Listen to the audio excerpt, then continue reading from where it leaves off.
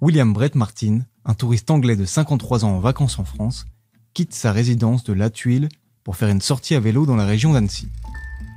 À 15h15, il se fait dépasser par un autre cycliste, puis croise plusieurs voitures et une moto, et continue de grimper la pente qui le mène dans la forêt. Alors qu'il arrive sur le parking des Martinets au bout de la route forestière, il découvre un break BMW rouge embourbé dont le moteur et les roues continuent de tourner. Et une petite fille titubante et ensanglantée qui avance vers lui avant de s'effondrer. Brett Martin, ancien pilote de la Royal Air Force, réagit rapidement et décide de la mettre en position latérale de sécurité. Il s'approche du break rouge et découvre le corps sans vie d'un cycliste qu'il reconnaît. C'est celui qu'il a dépassé une demi-heure plus tôt et qui semble avoir été percuté par la voiture.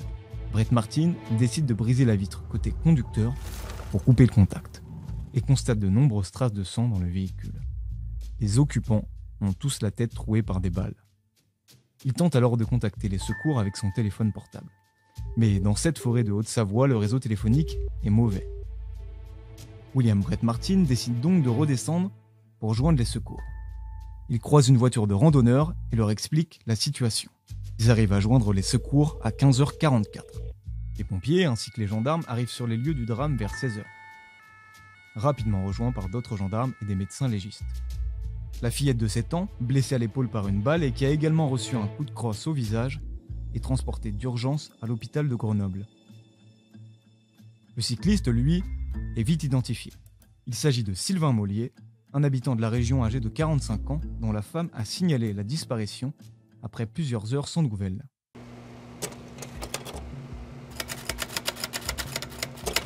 À une quinzaine de kilomètres des lieux du drame, le patron du camping Le Solitaire du Lac apprend la nouvelle à la télévision. Il comprend tout de suite qu'il s'agit de la famille anglaise qui loue une caravane dans son camping et informe directement les gendarmes. Il leur fait une révélation surprenante. Le couple n'a pas une fillette, mais 2. Les enquêteurs débarquent rapidement au camping et commencent à fouiller la caravane louée par la famille. Ils trouvent plusieurs documents et identifient les victimes. Il s'agit des Halili, une famille anglaise d'origine irakienne. Le père Saad, 50 ans, ingénieur, la mère Iqbal, 47 ans, prothésiste dentaire, et Sohaila Al-Alaf, 74 ans, la mère d'Iqbal, ainsi que les 2 fillettes, Zeynab, 7 ans, transportée à l'hôpital de Grenoble et placée dans le coma, et Zina, 4 ans, qui reste introuvable. Après une demi-heure de recherche sur le parking du Martinet, les enquêteurs décident d'ouvrir la voiture et découvrent alors la fillette cachée sous la jupe du cadavre de sa mère. En état de choc, mais sans aucune blessure apparente.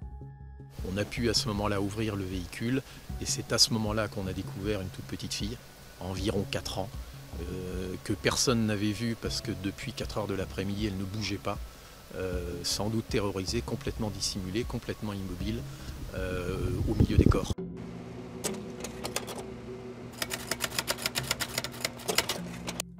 L'enquête est confiée à la section de recherche de la gendarmerie de Chambéry, appuyée par l'Institut de recherche criminelle de la gendarmerie nationale. Le 7 septembre 2012, le procureur de Haute-Savoie, Éric Maillot, ouvre 2 informations judiciaires pour assassinat et tentative d'assassinat. Mais sans aucun témoin, les enquêteurs doivent se contenter des indices laissés sur la scène de crime. Quelques traces ADN, une vingtaine de douilles et un morceau de crosse qui leur permet d'identifier l'arme du crime. Un Luger P06 de calibre 7,65. Une arme de confection allemande utilisée par l'armée suisse jusque dans les années 60. Plusieurs pistes sont alors explorées. La première, celle d'un motard qu'aurait croisé Brett Martin lors de sa montée, et dont le portrait robot est diffusé par les enquêteurs. Mais l'homme s'est volatilisé. Les enquêteurs penchent aussi vers la piste du différend familial. Quelque temps avant de partir en France, Saad Halili s'est disputé plusieurs fois avec son frère Zaïd au sujet d'un héritage laissé par leur père, un entrepreneur irakien fortuné. Le 24 juin 2013, il est placé en garde à vue à Londres et est suspecté d'avoir commandité l'assassinat de la famille. En fouillant le domicile des Halili à Claygate, en Angleterre, les policiers britanniques et français trouvent 2 testaments contradictoires.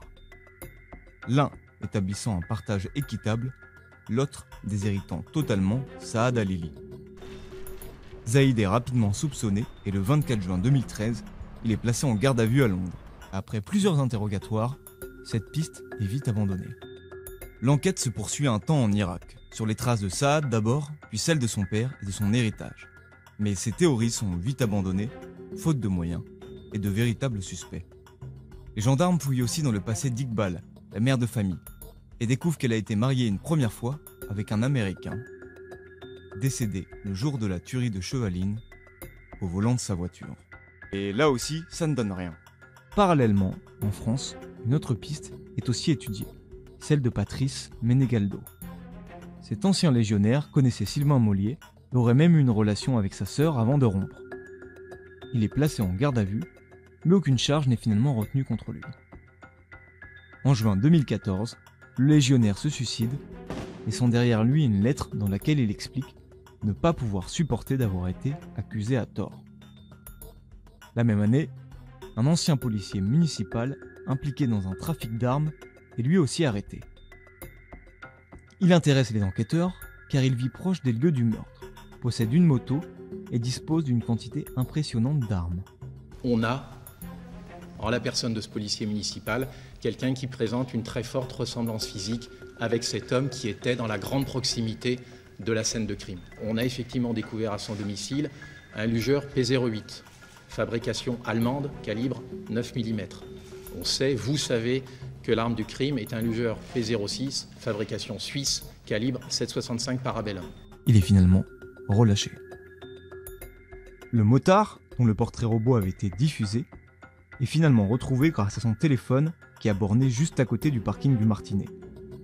Entrepreneur lyonnais, il explique avoir fait du deltaplane dans la région avant de repartir en moto. Devant les gendarmes, il jure n'avoir rien vu ni entendu lorsqu'il est passé devant le parking des Martinets. Même si certaines de ses déclarations sont jugées incohérentes par les enquêteurs, cette piste est elle aussi abandonnée. En janvier 2021, il est entendu une dernière fois par les gendarmes qui acquièrent la certitude qu'il n'est définitivement pas le suspect.